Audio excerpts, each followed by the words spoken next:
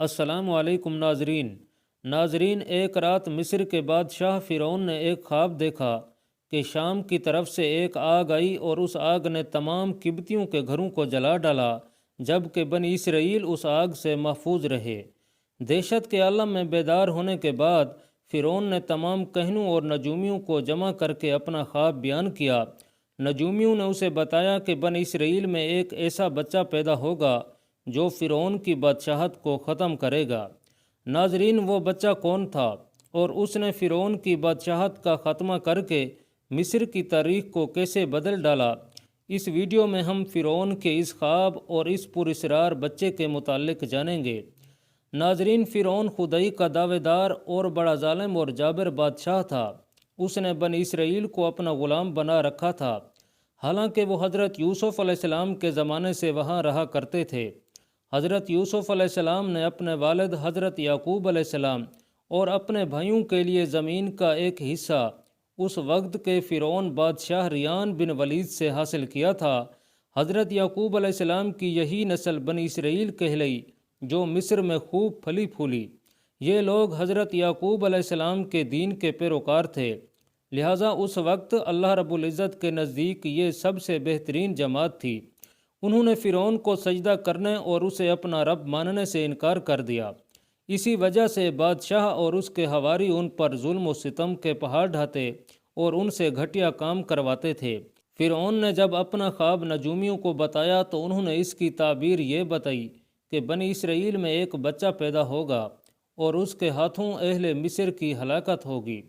بنی اسرائیل کے یہاں بھی شروع ہی سے یہی بات مشہور تھی، لہٰذا اس خواب کے بعد وہ مزید فکر مند ہو گیا اور اس نے حکم جاری کر دیا کہ بنی اسرائیل میں پیدا ہونے والے تمام لڑکے قتل کر دیے جائیں۔ اس حکم کے مطابق فرعون کے حواری اور اس کے سپاہیوں نے ہر ممکن قدم اٹھایا تاکہ کوئی بھی نومولود لڑکا زندہ نہ بچ پائے، لیکن اللہ رب العزت کے فیصلے اٹل ہوتے ہیں۔ دیکھتے ہی دیکھتے بنی اسرائیل کے ہزاروں نومولود بچے ذبح کر دیے گئے۔ پھر ایک وقت وہ آیا جب قبطی سرداروں نے فرعون سے کہا کہ اگر بنی اسرائیل کے لڑکوں کا اسی طرح قتل عام ہوتا رہا تو ہمیں آئندہ خدمتگار ملنا مشکل ہو جائیں گے، اور پھر ہمارے یہ کمتر، گھٹیا اور غلیظ کام کون کرے گا؟ اس پر فرعون نے حکم جاری کیا کہ 1 سال چھوڑ کر بچے قتل کیے جائیں۔ ان دنوں حضرت موسیٰ علیہ السلام کی والدہ اپنے حمل کے ابتدائی دنوں میں تھیں۔ اللہ رب العزت نے ان کی حفاظت کا سامان اس طرح فرمایا کہ ان کی والدہ پر معمول کے مطابق حمل کے آثار ظاہر نہیں ہوئے، جن سے آپ فرعون کی چھوڑی ہوئی دائیوں کی نگاہ میں نہ آئیں۔ انہوں نے اس بات کو چھپائے رکھا یہاں تک کہ پیدائش کا وقت آ پہنچا اور انہوں نے بچے کو جنم دیا جس کے بارے میں سوائے قریبی لوگوں کے کوئی نہیں جانتا تھا۔ نجومیوں نے فرعون کو اطلاع دی کہ بچہ پیدا ہو گیا ہے۔ اس اطلاع نے فرعون کو بدحواس کر دیا۔ اس کے سپاہیوں نے گھر گھر تلاشی شروع کر دی۔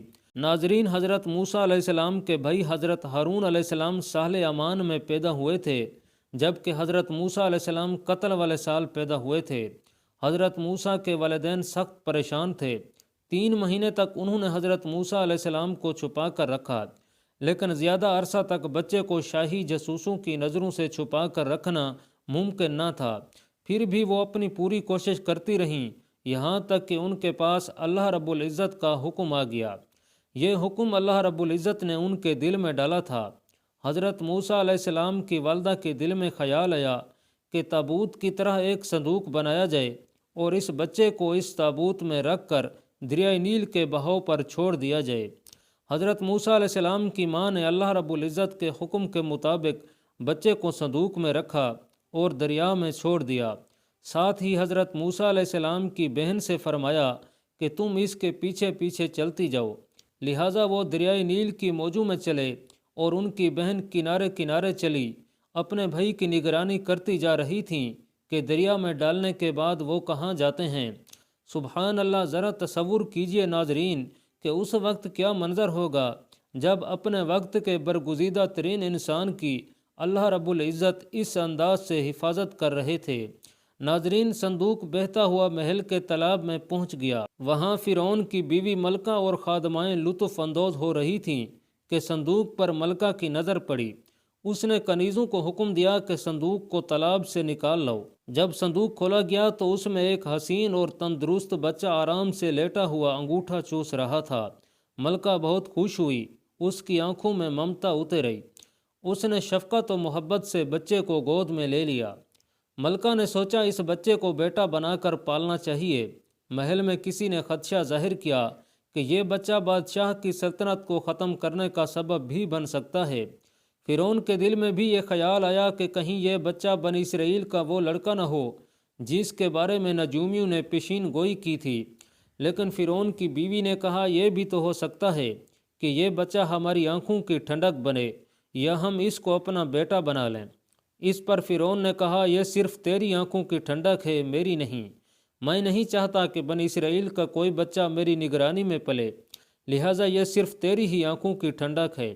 ناظرین، حضرت ابن عباس رضی اللہ تعالیٰ عنہ فرماتے ہیں کہ اگر فرعون یہ بات کہہ دیتا کہ یہ میری بھی آنکھوں کی ٹھنڈک ہے تو اللہ رب العزت اسے ہدایت دے دیتا، لیکن اس نے یہ کہا کہ یہ صرف تیری آنکھوں کی ٹھنڈک ہے۔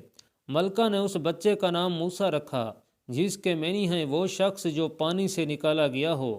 بچے کو جب محل میں لے جایا گیا تو اس نے دودھ کے لیے رونا شروع کر دیا۔ بچے کے پاس دودھ پلانے والیاں لائی گئیں، لیکن بچے نے کسی عورت کا بھی دودھ نہیں پیا۔ جو عورت بھی آپ علیہ السلام کو دودھ پلانے کی کوشش کرتی ناکام ہو جاتی۔ ادھر موسیٰ علیہ السلام کی بہن دور کھڑی یہ سب دیکھ رہی تھیں۔ موسیٰ علیہ السلام کی بہن نے فرعون کی بیوی سے کہا، کیا میں تمہیں ایسا گھر نہ بتاؤں جو اس بچے کی تمہارے لیے پرورش کرے اور اس بچے کی خیر خواہ ہو، اس لیے کہ وہ ایک غریب گھرانہ ہے۔ جب انہیں معلوم ہوگا کہ یہ بچہ فرعون کے گھر سے آیا ہے تو انہیں انعام و اکرام ملنے کی امید رہے گی۔ اس گھر میں نیک سیرت خاتون ہیں، وہ اس بچے کو بہت خوشی دودھ پلانا قبول کریں گی۔ فرعون کی بیوی نے کہا چلو ٹھیک ہے، لہٰذا آپ علیہ السلام کی بہن انہیں گھر لے آئی۔ والدہ محترمہ نے بچے کو دودھ پلایا تو آپ علیہ السلام نے فوراً دودھ پینا شروع کر دیا۔ اب چونکہ بچے نے کسی اور عورت کا دودھ پینا قبول نہیں کیا تھا، اس لیے وہ خود بچے کو لے کر آتے تھے۔ اس طرح موسیٰ علیہ السلام کی والدہ کا بے حد احترام ہونے لگا۔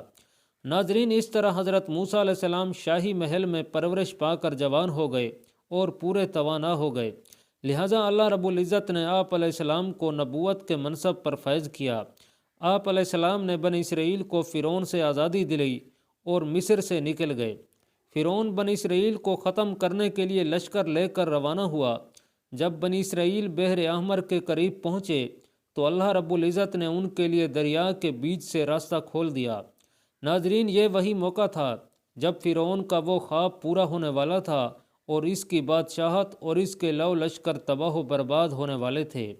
بنی اسرائیل تو سمندر کے پار چلے گئے، مگر جب فرعون اپنے لشکر سمیت ان کے پیچھے آیا تو سمندر کا یہ راستہ بند ہو گیا اور وہ اپنے لشکر سمیت اس سمندر میں غرق ہو گیا۔ ناظرین، ویڈیو اچھی لگے تو ویڈیو کو لائک اور چینل کو سبسکرائب ضرور کیجیے۔